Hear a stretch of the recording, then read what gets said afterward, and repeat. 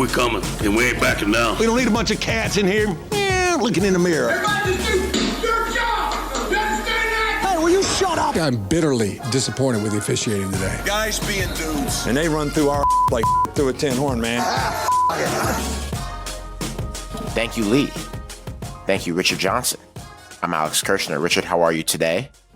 I'm doing quite well. I went and got 9 holes in before 7:30 in the morning. It's quite nice. Good for you. Happy for you. Get out there and clear your head. Just minutes ago, Richard, EA Sports released their list of the 25 best home field advantages in the coming video game.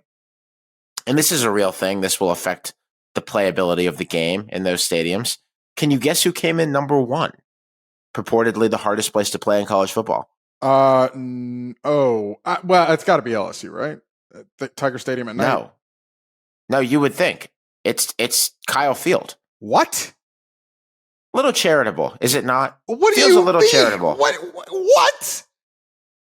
The feels a little charitable. The dignity what's their home record of the last few years? The dignity of the game developers is now totally impugned. I remember back in the day, it was Florida for like a few years running when I was a kid, and then I feel like it was LSU at some point in time. Sure, yeah, that makes sense. I am taken aback. Are you sure? It's what they say. It's number 1 on the list, and I think as a visiting team, you are going to have more of a shaky screen. It's going to be harder to make plays. I would just note that this is a team that I guess last year did only lose 1 game at home, and it was to Alabama. So most of their problems last year were on the road. They did, it seems, lose in the last couple of years to Appalachian State. Remember that. Ole Miss and Florida, a bad Florida at home. So yeah, there you have it. Texas A&M, the hardest place to play in college football. Kyle Field? What are we doing? Kyle Field shouldn't even be in the top. Where would you rank Kyle Field if you had to do this? Just, top of your head. If you had to do this. I've never played college football.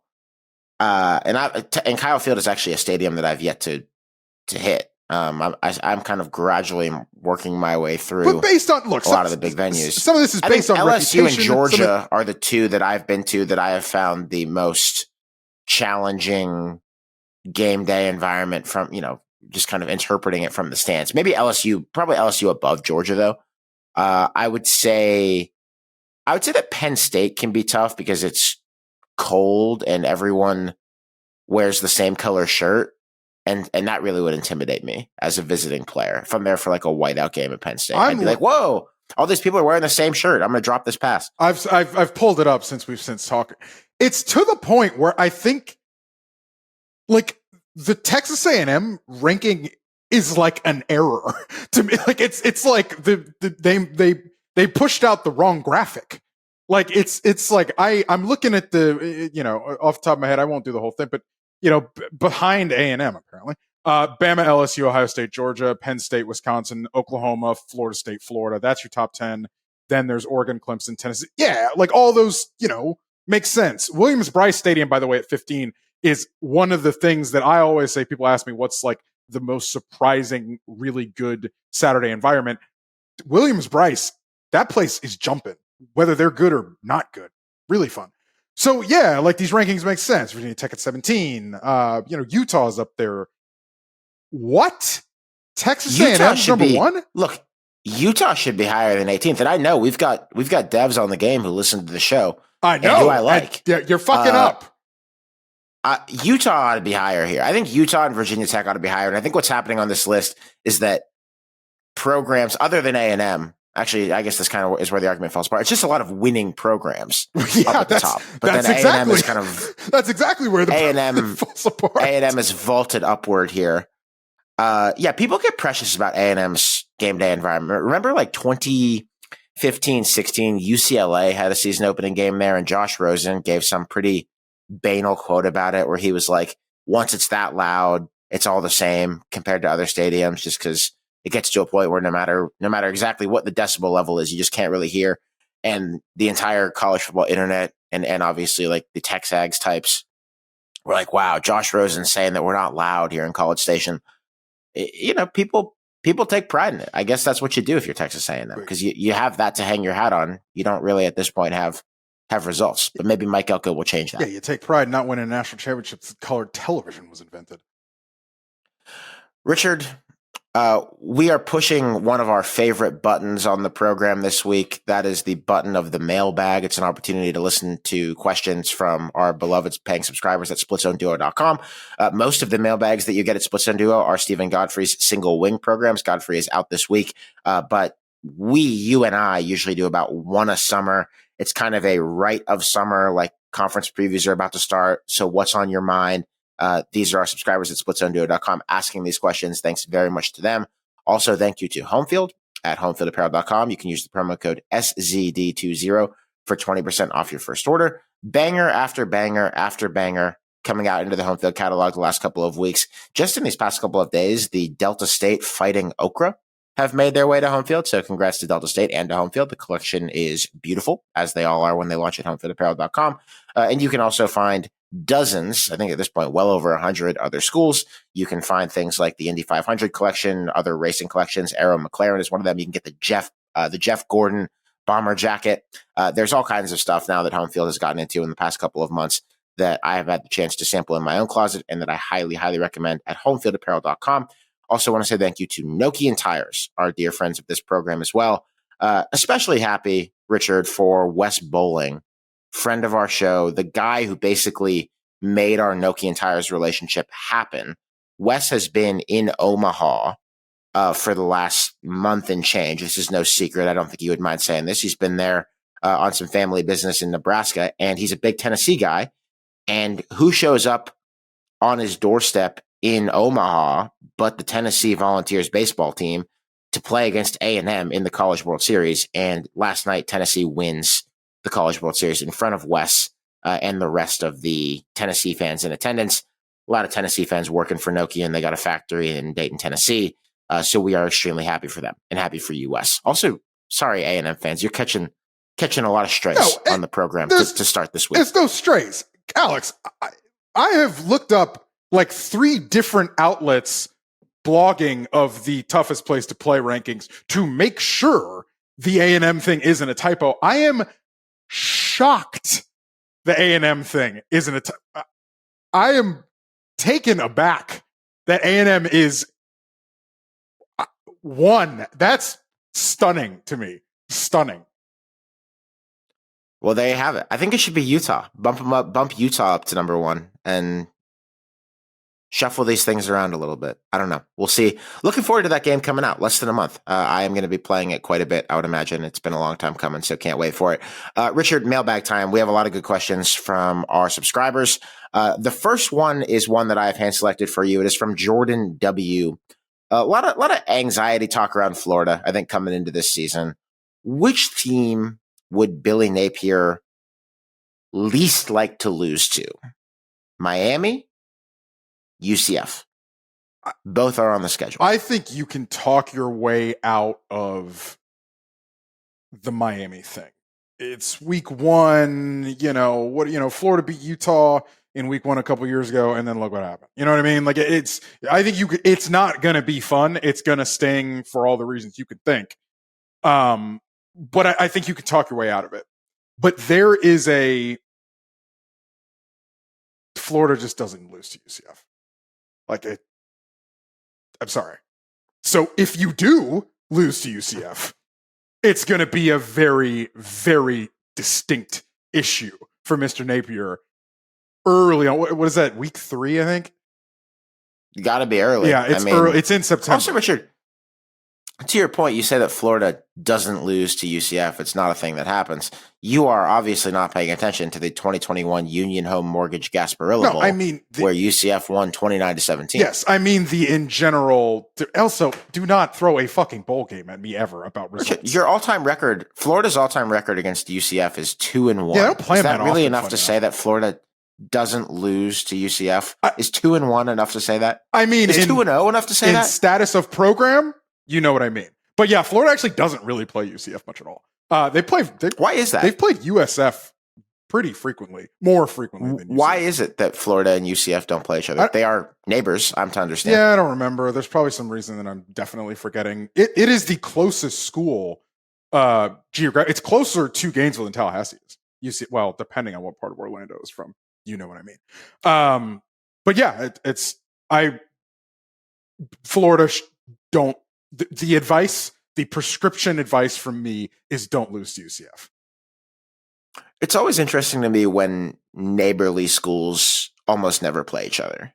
And this is one of those cases. Other than the bowl game, these guys have not played since 2006. The previous time was in 1999. This is like Arkansas and Arkansas State have never played each other in football, and that's going to end, I think, a year from now. There's oftentimes there are interesting political reasons why teams play each other, don't play each other. The Arkansas one is one of my favorite. The situation where every year either Arizona or ASU has to play Northern Arizona is another one that I really like. These are the things that you notice when you spend enough time looking at college football schedules over the years. Hope for more UCF against Florida games. And best of luck, Billy Napier. Don't lose it. Richard, a question from Red Tide. That's a screen name, or could be a given name. It could be. You don't know his government name, their government name. Last year, y'all mentioned that Louisville had a very weak schedule before the season. We did mention that. What team would y'all expect to be this year's Louisville? A team that wins 10 plus or makes their conference championship game, despite being a pretty weak team. Or I will editorialize this and just say, maybe not pretty weak, but kind of a sneaky, maybe not really elite team that could work its way into a conference championship picture based on the schedule, based on the rub of the green. Y'all love Virginia Tech. Y'all doggone love Virginia Tech. That is my answer. We talked about Virginia Tech about six or 8 weeks ago on this show. This is, I think, the optimal 2024 Louisville, redux. If you just look at their schedule, you look at the types of players they have on their team, it is a really gettable schedule for them. They have Vanderbilt, Marshall, Old Dominion, Rutgers in the non-conference. They play Miami, Stanford, Boston College, Georgia Tech, Syracuse. They have a Clemson game. They have Duke and UVA. Notice who's not on there. It's Florida State. Also, even SMU is not on there, which could be an upper tier ACC team in their first year in the league. I'm not sure. A little bit in between. So, as Virginia Tech has shown a few times, the Old Dominion thing is not a gimme, but this was one of the better teams in the country in the back half of last year. They have a returning quarterback. They have a returning running back, both really good players, Kyron Jones and Bashal Tootin. Brent Pry has managed defense pretty well throughout his career. This is a reiteration if you listened about 7 or 8 weeks ago, but I do think Virginia Tech has everything right in front of them to win 9-ish this year. And if the ACC falls a certain way, we could be talking about Virginia Tech being squarely in the 12-team playoff race late into the season. I'm also interested in Iowa for this. Iowa's schedule. How does Iowa's schedule break this year? Iowa has Ohio State and they have Washington, but they miss Michigan, they miss Penn State, they miss Oregon. We'll talk about them more on the Big Ten preview. By the way, the conference previews start on the other side of the 4th of July for us here at SCD. But the offense has to be better, right? Said it last year and it didn't happen, but they sure didn't. They removed a Ferentz, maybe not the controlling Ferentz, but they removed one. Cade McNamara is back, I think, and long term, I think there's a lot of questions about how the new Big Ten is going to work for Iowa. But if you're looking for a Big Ten West schedule in a world where the Big Ten West has sort of ceased to exist, Iowa has it this year again. And so would not shock me if we were talking once again, deep size, those of you who have Iowa fatigue, about Iowa being pretty squarely in it later in the year. It's funny, and I promise I'm not doing the reject the premise of the question thing. I actually kind of think this is a harder question to answer than I realized. Alex, we've talked about this multiple times. My stock answer to all Big Ten and SEC schedules now and forevermore is that everybody's schedule is hard.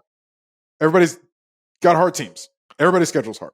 So I almost can't put a Big Ten and SEC team in here until like on the back end, I see how this like let's take Florida for example. If Florida wins 10 games, for instance, right?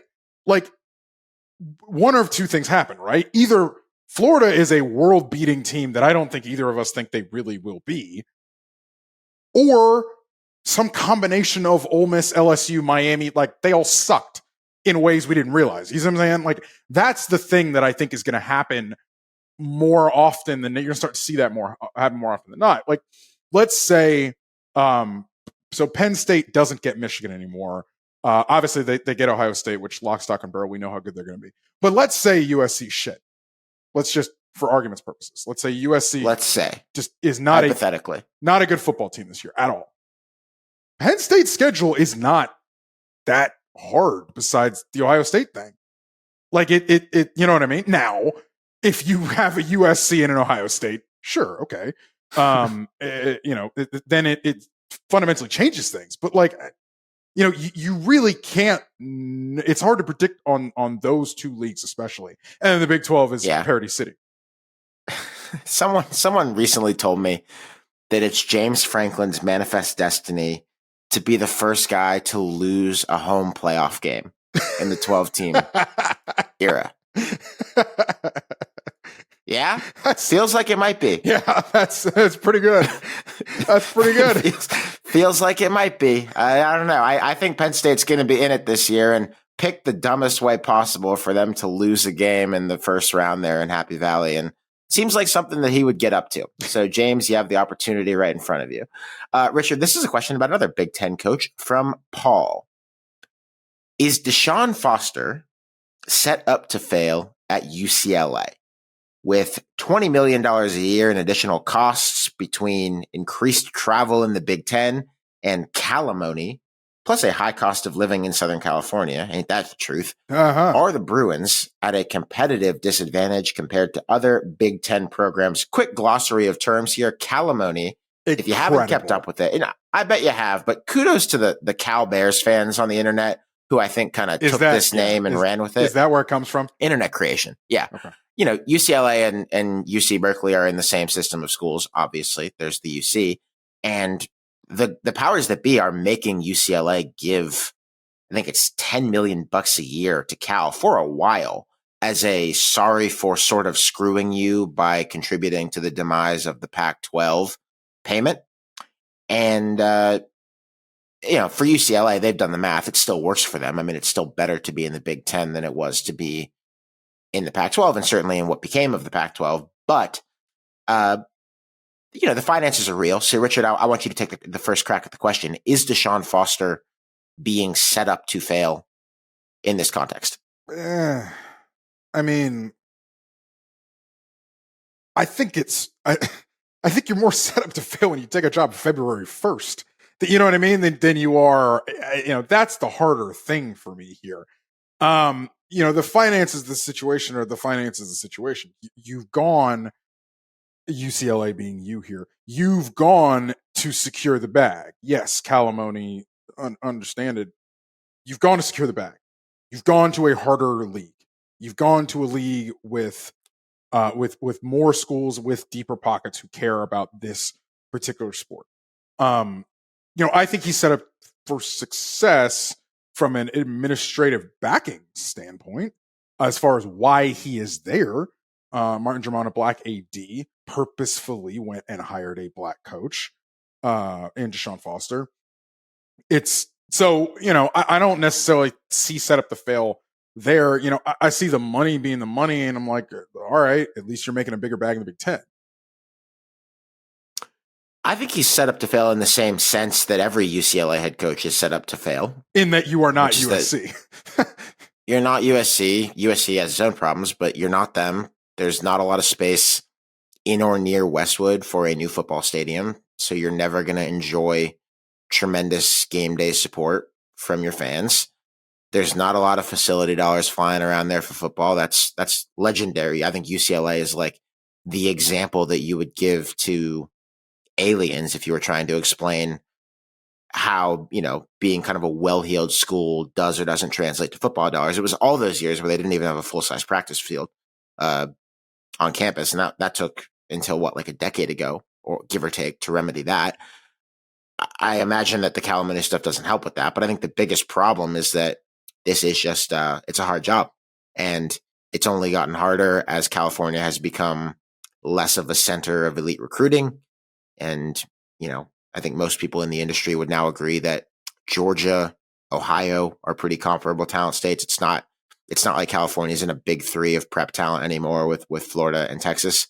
So I do think Deshaun Foster is set up to fail, but I don't mean that against him. It's just, this isn't that attractive a job for a certain flight of candidate, which I think is part of how the running backs coach on the incumbent staff gets it. I think part of that, and you could disagree with me, I think a lot of it is obviously the chip left late, and it's just hard to go and poach someone at that point.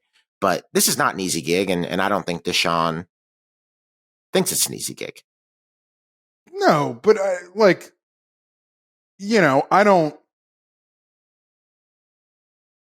wouldn't say that specifically. Like I did assert, again, the timing of it is the timing of it. He was a very popular pick with the players, very popular pick with, and so, there are reasons to think he's set up for success. I would skew your way as far as the reasons he's set up for failure, if you want to call it that, have little to nothing to do with him. Like they're not right on him. No, they're not. And I just think that he is pushing a rock up a hill insofar as people will always want UCLA to be something that it's really hard for it to be. And that in modern times, it's pretty much never been, because it's UCLA and because of what their men's basketball program used to be. And because it's Southern California, there will always be a sizable number of people who want UCLA to be, well, I can't say a Pac-12 contender anymore, but to be competitive in the big conference that they're in. And I'm just not sure that UCLA has a better chance of winning the Big Ten in my lifetime than Maryland does, or certainly that like Wisconsin does or Iowa does. And, that's hard. I think that's challenging. And I say in my lifetime, I mean going forward. Sorry, Badgers fans, Hawkeyes fans. So, going to be tough. I do look forward, Richard, to seeing, like in general with UCLA, if the whole, and I'm interested in this with a couple teams this year, UCLA being one of them, Boise with Spencer Danielson being the other, which is like, how does the hire the beloved assistant who the players clearly really want thing, how does that play for you in 2024 and beyond, where that might be a pretty important factor? Like I used to think it was pretty dumb if you were an AD and you weighed, the players love this guy as a real reason to keep the interim or to elevate an assistant. But now where everyone can just leave and does just leave, like, will that buy Boise State like a Mountain West title this year? Will it result in, and obviously UCLA still had major losses, like Dante Moore plays for Oregon now. But will that result in UCLA having a bit of a less rough ride the next couple of years? I'm intrigued by that. This is not to say that Deshaun Foster is a vibes man, but I do think there is going to be something to be said for being a vibes man moving forward. And having that a very specific part of your resume, CV, whatever you want to call it. Which again, that is not to say Deshaun Foster is or isn't that. Also, I don't know about Dante Moore being a huge loss, but yes, point taken. You know what I mean? Yeah, he very well may not be, but a year ago you thought he was part of you thought he was the cornerstone of the program going forward, and he is not. He isn't for one or two or three reasons. Richard, from Alex S. It is a constant theme to talk about the parity that will be part of the Big 12 in the future. But isn't it more likely that we see a stratification that emerges following the early success and the creation of a new perennial favorite? Hasn't basically every Group of Five conference and Division II seen a year-over-year favorite emerge from a relatively flat landscape aside from the MAC? Richard, do you think Big 12 parity going forward without Oklahoma and Texas is an overrated concept? Not really, because I don't know that we've ever had some, like, we took the two, and you could check me on this, but like, we took the two heavyweights out.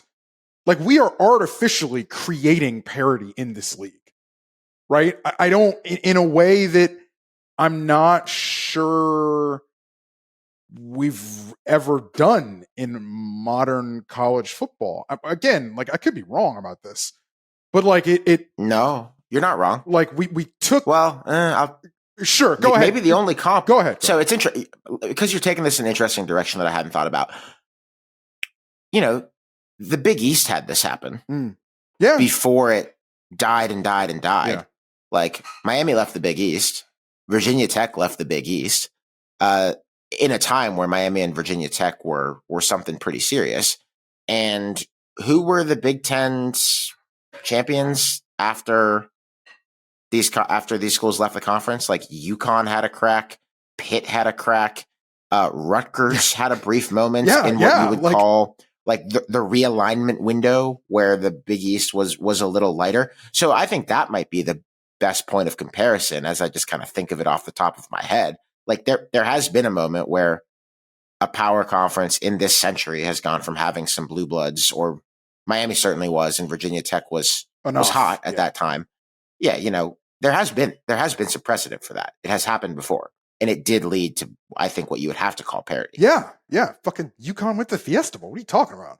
Like, and so because of that, I think you can hope for some parity. Obviously you have that in the league. Now, my question is, there is a fine line, I think, between parity and parity, the other way you spell it. And I think the ACC had that for a little bit, for a lot of it, with that other division. It's just hilarious that you talk about Miami leaving the Big East for the ACC is what you mean. And they literally structured the conference for Florida State and Miami to play each other in the ACC championship game every year. And then it never happened. Did not happen. Like, so it's funny how that works. And you got a division on that side that was an absolute joke, parody.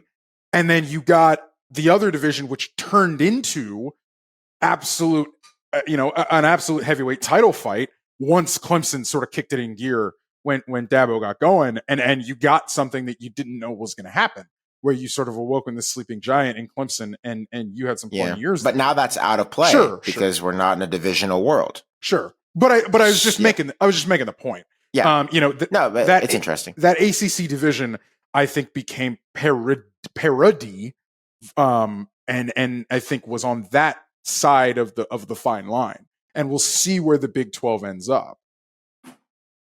I think it's going to be kind of a mosh pit for a while. And the one point that I would make kind of against the premise of the question, where it says, Alex says, hasn't basically every G5 league seen a year-over-year favorite emerge, except for the MAC? I mean, not exactly. I mean, maybe I'd have to look back at preseason, betting odds for who was going to win the conference. But the MAC is maybe the most upwardly mobile of all of these leagues, but most years you would look and say, it probably should be Toledo.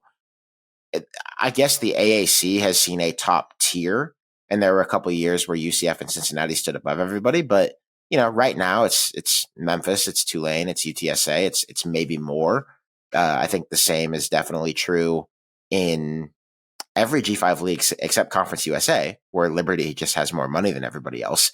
So I think what we've seen indicates that it will be kind of a parity, ITY, conference going forward. I think that another way into the question is just to look at who would be a candidate to rise head and shoulders above everybody else, whether that's financially first and then on the field, or on the field first and then it kind of becomes self-fulfilling that you build up a resources edge.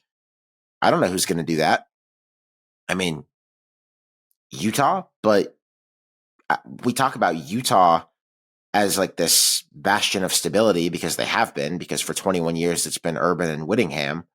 I mean, most of that being Whittingham, obviously. people forget that. I mean, I forget because I was a kid that there's no birthright that Utah is going to be a competent, better than competent, like upper crust power conference program once Kyle Whittingham is gone. Like it could happen, but I think it's the same point that you make with Iowa all the time, although I feel even more strongly about it probably with Utah. It's hard for me to envision any of these schools maintaining a 3, 4, 5, 6 year run where every year you go in and think, wow, like these guys are the team to beat. It's just hard because everybody's on a pretty similar financial playing field now. Related question from Lornado asked what the Big 12's path to success looks like going forward. I think I'm actually interested in you trying to define what success looks like for the Big 12 right now. This goes back to the conversation that Godfrey and I had last week while you were out. Like pretty easy to tell success for the Big 10 and for the SEC, which is make more money than God, win national championships in football, feel good about yourselves. I think for the ACC, such as a conference can have a goal, it's continue to have a conference. You don't fall apart. Right. But like, what is the Big 12's? I don't know. And like, so defining what success looks like is definitely more challenging for them than it is for any of the other three powers right now. I think the Big 12 gets a lot of chances to change and redefine what success looks like in a moving the goalposts kind of way. I think that intentionally moving the goalposts kind of way. I don't think it's any secret that, like, I don't think they're going to be winning. If you give me the next 10 national champions, I don't think a plurality of them are going to be from the Big 12. Breaking news.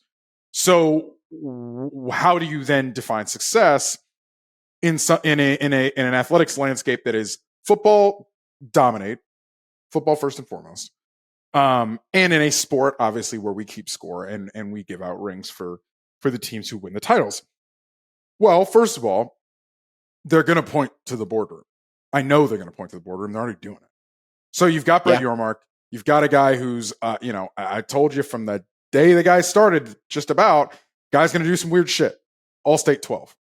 Guy's going to keep doing some weird shit. They're going to continue to do that because they're going to continue to try to pose a front-facing message, communications-wise, that we are change agents in college sports and we are nimble. And because of our togetherness, while those other two leagues have some semblance of division, we'll see how much division happens, but okay.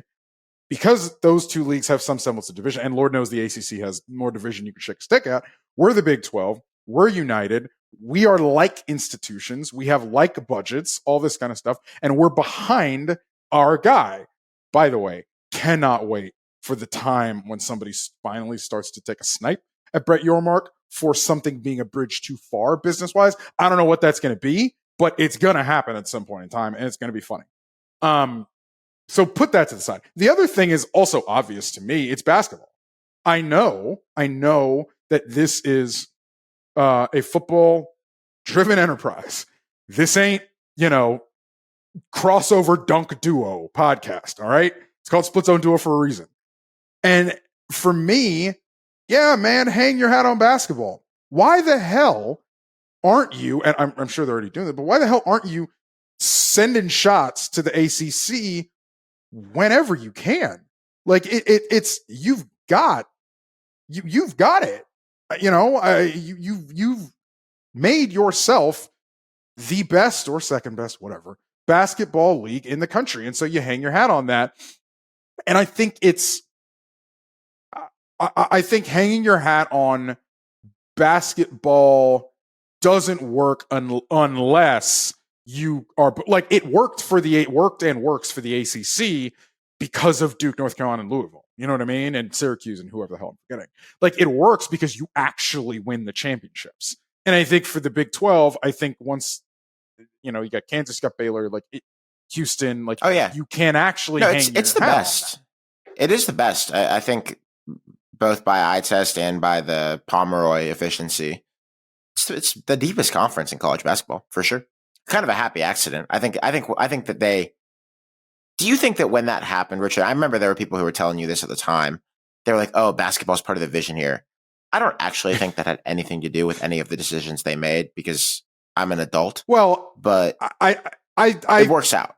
I disagree in that. I don't think it's revisionist history. I don't think it's revisionist history to take a look at the landscape and say, well, we've got fucking Kansas and these up and coming, teams in basketball, and we went and hired a basketball man.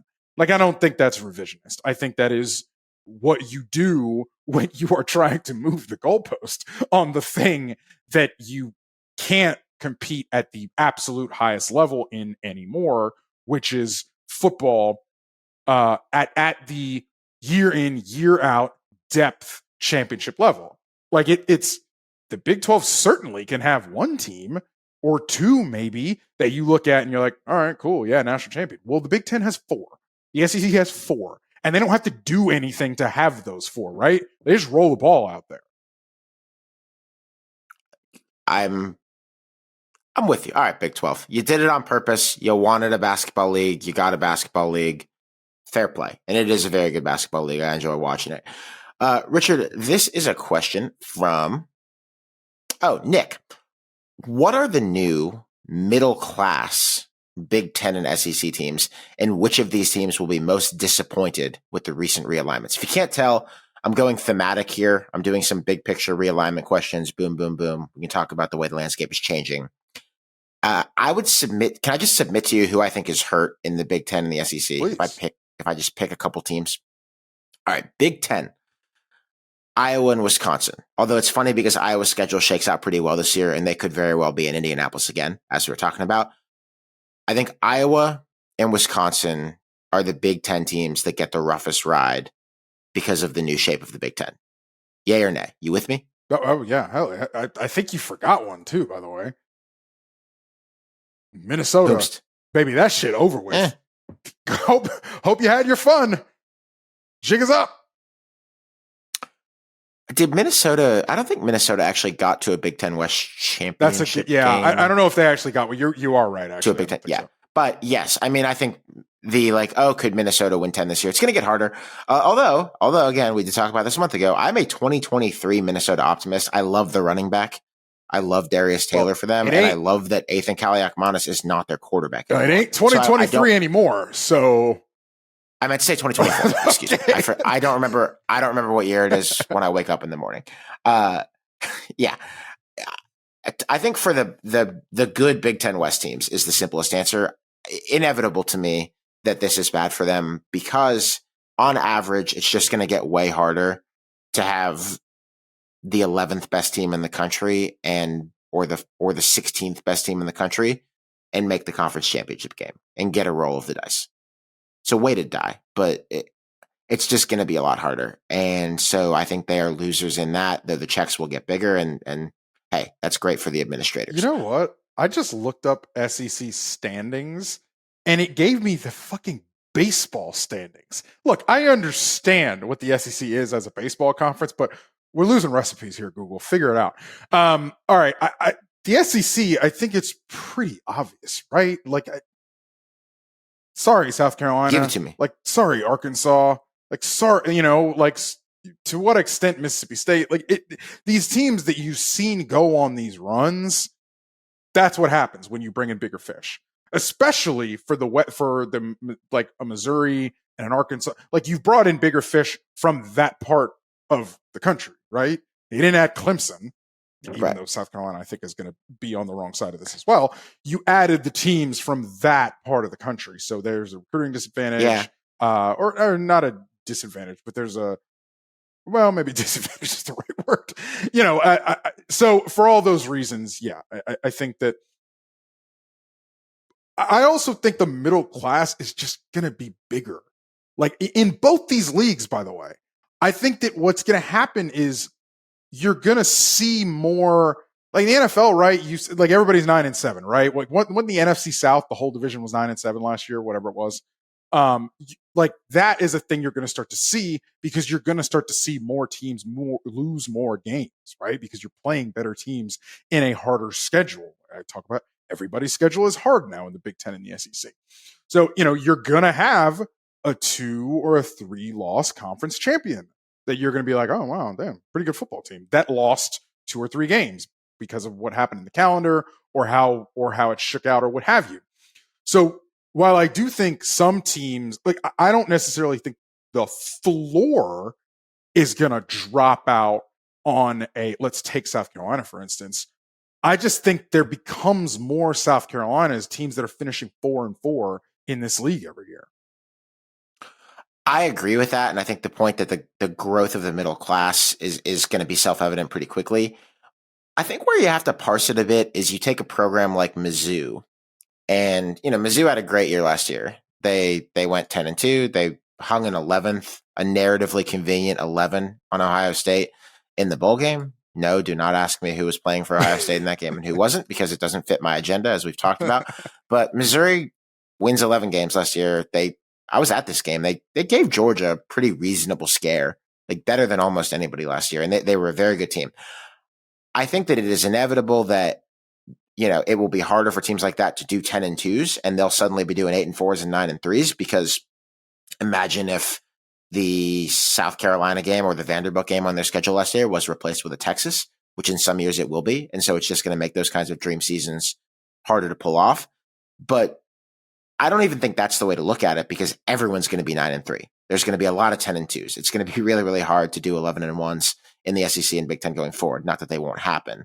And so what I haven't figured out yet is how crippling will it be to the idea of having a dream season and making the SEC championship or making, the 12-team playoff if your 10-2 becomes a 9-3. Like, because in my head, it's like Mizzou can't do the Gary Pinkel thing where they play in the SEC championship game 2 years in a row. And I think that is going to get harder for them. But now in a 12-team playoff world, like if Mizzou goes 9-3 and it's the right 9, they might make it anyway. So like maybe the fact that the conferences are expanding at the time when the playoff is also expanding is a bit of a tonic for the schools that seem most screwed by the leagues getting bigger. Do you follow that? Yeah. Does that make any sense to you? I think there's also a particular hysteria that is going to be created by going, call it 4-4 or 4-4 adjacent, right? I think if you go 4-4 and win the right 4, Florida literally is the case for this, actually, this year, for instance. Yeah. If you end up with a mid or something that's mid-ish, but it's the right wins, which I guess you could always say was always the case, but even more so now with Texas and Oklahoma, or chances to beat Texas and Oklahoma. I think, and chances to beat Oregon and Washington and USC. I think there is a very unique hysteria, similarly to I think there is going to be a very unique hysteria created by getting to by the James Franklin thing, by getting to the first round, hosting a home playoff game and losing it. Hey, again, manifest destiny, James. It's right there in front of you. 11-1, perhaps a Liberty or perhaps a Memphis coming to Happy Valley for the number 5 seeded 11-1 Penn State Nittany Lions. Could be a lot of fun. Big opportunity there. Richard, this is from Sean R. Has Curt Cignetti already accomplished more than Tom Allen at Indiana in terms of buzz, hype, etc.? I just wanted to take this one quickly. No. That's Michael Penix erasure, is what it is. It is. That's Atlanta Falcons it is. Starting quarterback Michael Penix erasure. So the answer to the question is no, but this is also a quick chance to talk a little Hoosier, and this will please home field. Our partners, Connor, will be very happy that we talked about this. I am intrigued by the Cignetti era at Indiana. I'm intrigued with an optimistic tint, I would even say. Like, I think that immediately out of the box, they're going to have a pretty fun offense. Curtis Rourke is in from Ohio. Is he as fun as we hoped he would be? Did last year go the way that we hoped it would for him at Ohio? No, it was kind of a disaster of a year, but he is one of the better quarterbacks in college football. And I think probably in the Big Ten. Elijah Surratt comes with Cignetti from JMU. He was that beast of a receiver, like such a good player for JMU. If you remember him at the end of the App State game that they wound up losing in overtime, he was a one-man wrecking crew who took that game to overtime. I guess two-man with Jordan McLeod. Like, really good player. They've actually had pretty decent receiver rooms the last couple of years, even as the offense has generally floundered. So, like, am I excited a little bit about what is going to become of Indiana football under Curt Cignetti, a Pittsburgh man, by the way? Yes. But also, I mean, the best case scenario for him at Indiana is probably less than something that Tom Allen literally did, right? Like, had Indiana in the top 10, and yes, it was the COVID year, but like, that was a good team. And they almost it came pretty close to beating Ohio State in the shoe that year. And Penix threw for 5 bills in that game in the shoe. And Ty Freifogel dominated the Ohio State secondary in that game. Like, I think if you get a game or two like that from Curt Cignetti at Indiana and you reinvigorate some people and you get the money flowing in terms of like marginal collective dollars and things like that, then that's pretty good. It's just, Tom Allen did a great job there, as rough as it was at the end. Yeah, I think that's a pretty fair assessment of the tenure. Create some highs, and the highs were pretty damn high as far as Indiana is concerned. Yeah, Indiana, by the way, has some. Indiana, I'm going to watch closely. I know I'm going to get a lot of texts for talking about this on the show. They have what strikes me as a little bit of a mess in their NIL these days, and the fact that I know this isn't great because it means it's been very public. There's like some Indiana basketball super fans who have tried to start or who have started some sort of collective and are like openly feuding with the head coach of Indiana basketball. Mike Woodson. Baby. Said they had a meeting with them and it didn't go well. I did not. I did not know about this. This is the first time. This was all coming out. Yeah, like in the last day or two. We're recording this on Tuesday, June 25th. So you don't really like mess. Like when you have like your fundraising fans yelling at the coach in public, and then you mix in that like it's Indiana, so you know that the football program is kind of the second banana, or at least not the first banana in the way that it's going to be at most schools. Like, I don't know, maybe if Indiana fans like revolt against the men's basketball program, that could be good for Indiana football, but I'm not sure that that's in the realm of the possible. So just keeping an eye on things at Indiana. You don't want public mess around like your fundraising people and your coach. And you don't want a couple of weird podcasters to be your fundraisers. Like, it wouldn't be good for Pitt if I suddenly came out here and tried to start fundraising for Pitt via SCD. Like, that wouldn't be a sign of a healthy development organization at Pitt. Richard, this is a question from Jeff. It's about the college football media biz. Who drives ratings? Fans of teams or neutrals just looking for theoretically good football to watch? It's both. It's one of those both and things. Like, I don't think one of the things that I think has, I wouldn't say surprised me, but I think illuminated me doing this job is that people don't watch fuck all besides their favorite team and like the big game of the week. Yes. Am I painting with a very broad brush? Of course I am. But like, you do this long enough and you start hearing that, like, you start hearing the same things that people say about particularly usurper teams or teams that are coming in hot or coming like whatever. Usurper teams. Like, so there are a couple things. Like, if I've got, West Virginia, Texas Tech, week 8, man, and they're both 4-2 or 4-3, like, we're not posting 10 million off that at 3:30. Like, that's just not happening. So what defines a good rating on that game is a certain number, is a certain thing. What defines what the Colorado thing was nuts was it was a 10 p.m. Eastern kick for the Colorado State game, and it did the rating that it did on, I can't remember if it was on ESPN or ESPN2. It was on cable. Yeah, it was on ESPN. Yeah. And it did the rating that it did.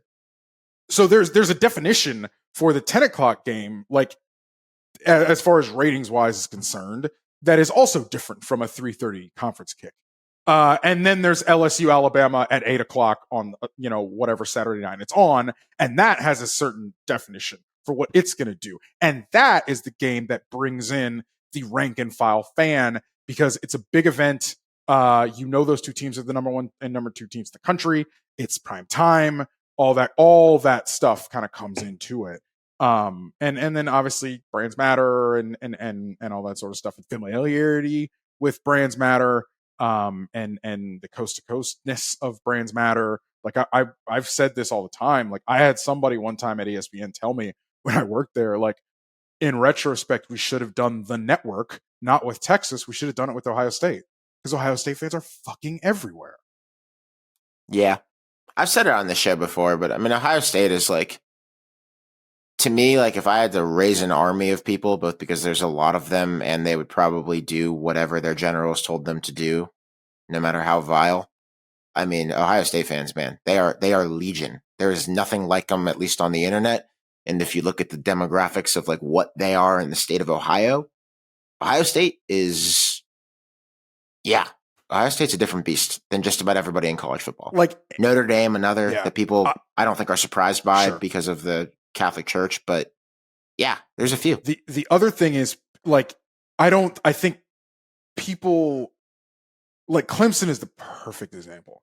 Like if you ask folks at the ACC who they want to be good, not who they, whatever, it ain't Clemson. It's never been Clemson. The Clemson is, they call it Auburn with a lake for a reason. Like it's not that big of a brand or what have you. Obviously, they're in the championship game. People watch because it's a championship game, what have you, and they're really good. But there are brand size of brand considerations, I think, that go into things. So obviously, always remember, like the ratings thing is a consistent moving target. You can move it in, as we've talked about, you can move it in very, very interesting and very, very creative ways if you wish to do so. But you kind of have to ask yourself, like, what is, even as simple as comparing two games, one on CBS and one on ESPN, like that is more of an apples to oranges comparison than people realize, just because of distribution size of the network, one being on broadcast over the air and one being on cable, which nobody has unless you have YouTube TV. Nobody has. And like, 70 million people have cable. All right. Like a lot of fucking people have cable. It's just not 110 million people. It remains the dominant form of television consumption in this country, bigger than anything else, although getting smaller. The Deion arrival at Colorado raised kind of a truth about the way that this works, or the way that that rating power is seen in college football, which is that I think you can be a non-blue blood and draw like casuals curiosity, which is why Colorado gets a lot of big noon games last year. But that doesn't get you an invite to the Big Ten, because what drives the long-term thing is just, do you have a ton of fans? Like, are you a huge brand? Do people watch you because you are you? And, hence Michigan being on all of the time last year, in a year when they were good, but also like Michigan will play a noon game against UConn, and it'll be the national Fox game in like September. And there's just a different type of power between the ability to occasionally command casuals and the ability to do it regularly because you're just so big. Right. Like, why do you think CBS and NBC queued up for a second and third tier package of the Big Ten, right? Like, okay, you don't have Oregon versus USC if you're CBS, but you got Ohio State versus whoever the hell. You know what I mean? Like that. Yeah. That rates. Richard, close us out here. This is a question from Michael B. I've been watching some of the Euro soccer tournament happening right now. I always enjoy this tournament. I think other than the World Cup, it's probably the one that I watch the most closely. So a lot of us are in a soccer mood right now.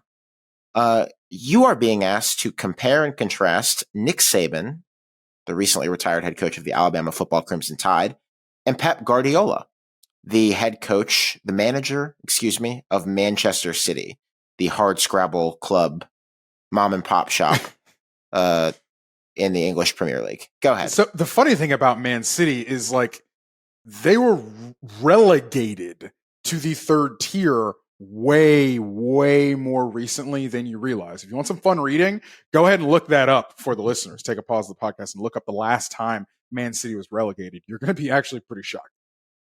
So I do actually think that is in one way where there is a very distinct difference in the two legendary coaches, right? Saban took over distressed assets. Now, distressed Rolls Royces, but distressed assets all the same. Pep Guardiola took over Barcelona, which you've heard of if you don't watch soccer, Bayern Munich, which I think you've probably heard of if you watch soccer. Everyone's heard of Bayern Munich. All right. Yes. I just want to make sure. Germany, a little bit different deal. And then obviously Man City, who you've certainly heard of if you don't watch soccer. Now, so it took those over when they were not distressed. Like Barcelona won a Champions League like 3 years before he started and won La Liga like 3 years before he took it over. So again, they were not called in to do a certain job. Where I do think they are both very similar is era-defining coaches via schematics. Saban obviously literally changed defensive football along with Bill Belichick when he came up with effectively pattern matching. They basically invented it, cooked it up in a lab when they couldn't defend. I think it was the Steelers while they were coaching the Browns. Belichick was the head coach. Saban was his defensive coordinator in the mid-90s. Pep sort of, I wouldn't say Pep invented a style of soccer. He sort of took one that had been in vogue in the 70s and 80s in the Netherlands and sort of revitalized it and brought it at the point when he started Man City, sort of brought it to the English game and really fused it. I'm not going to get too deep, but what's that style? But I need you to cliff note it for me. Sure. I'm going to tell you if you're getting too long. Sure. This is not a soccer podcast, but I do want you to explain it to me. The sort of basically Pep divides the fields into a number of segments. I think it's like 20 and maybe more or less than that, but divides the field in a certain amount of segments. Classically, you aren't supposed to have more than, I think it's 3 players on the same the same horizontal line. And I think it's like 2 or 3 in the same vertical zone of the field. And so because of that, you have a lot of rotation. And so you have rotation where you have like a midfielder can become a right back, for instance, because a right back tucked into the middle of the field to carry the ball or what have you. And so it ends positionless football, but soccer, but actual football. Sorta. And it comes back to this style called total football, which is what the Dutch used in the 70s and 80s to become world beaters behind a guy named Johan Cruyff. Look him up. Very interesting guy. So in different ways, they stylistically created sort of the meta for their era. And they did that because of one thing that they are very alike in, which is coaching tree. I mean, Pep's coaching tree is like everywhere right now in soccer. Now, the coaching trees are built a little bit differently. Saban's coaching tree is pretty much all through assistants, all through coordinators. Like, I don't think there's a former Saban player, who has of yet ascended to like being a head coach. Not a head coach that I can think of. Yeah. But that's happened with Pep Guardiola. And some of that is because great soccer players can very quickly go to the bench in ways that you don't really see that in football. But that is where, I mean, take your pick of league and team, and you can find somebody who's trying to play with the Pep Guardiola style. I think Pep may actually be on the verge of having his own Kirby Smart comp in Mikel Arteta if Arsenal, unfortunately for me as a Tottenham man, actually ends up, sort of realizing the potential that they have shown the last couple years and getting over the hump and winning maybe a Champions League, but winning the league, which they have not done, as Man City has won the league. I believe it is 4 years in a row in England. And so, yeah, a lot of copycats, all that kind of stuff. So that is one way where I would say they are very, very similar. But they are the defining coaches of their eras in their sport, hands down. Richard, you watched Stanley Cup last night? I did, actually. Game 7? I did take in Game 7 last night. I was obviously, as a fan of a different Florida hockey team, I did not take pleasure in watching Florida hoist the cup. I wanted it to be the funniest collapse in sports history. It would have been pretty funny. However, people were saying before the game, a lot of things to the effect of all the pressures on Florida because they blew the 3-0 lead and like what a collapse it would be. I mean, this is Stanley Cup, man. Like there was a lot of pressure on Edmonton too, and I think we are seeing that like today and for a long time until they win one on Connor McDavid and Leon Draisaitl for Edmonton. McDavid, who is like possibly the best player since like Mario Lemieux, and still doesn't have a cup 9 years in, and had like 2 shots on goal in the last 2 games of the series. If you're a hater, you might like hockey because the best players in the world cannot control the outcome the way like Patrick Mahomes can when he gets behind center in the Super Bowl. Your man It's a lot of fun. Gassed at the end too. Yeah. I felt bad for. I mean, I imagine he must have been on the ice for like 6 of the last 8 minutes. I was going to say, and in yeah. hockey, you don't do that. Yeah. In hockey, you don't. Even he doesn't play more than 1 in 3 minutes typically. Yeah. Like 20-ish, 22 minutes a night. Yeah. I don't know if I would say I felt bad for him, but maybe a little because they did try to put this dude in a straitjacket and kind of did. Like he looked like yeah. There was a lot of times when that guy had the puck and you thought, wow, we're about to see an all-time sports moment. McDavid's about to take Game 7 to overtime and just did not happen. And the last 2 minutes too, like when they pull the goalie and then like can't get out of their own zone, I'm like, fellas, what are we doing here? Like, put it on the net. It was very South Florida. I think the U is back in this regard, where I've never seen a post-game celebration with more fucks and shits and muted audios being put in by the TV truck to protect the innocent ears of the public. Like South Florida celebrated audibly, verbally. So kudos to you, Miami sports fans and Sunrise Florida sports fans. We're happy for you, or at least I'm happy for you. I don't know if Richard's I'm happy for you. not. I'm not happy for you. Go Bolts.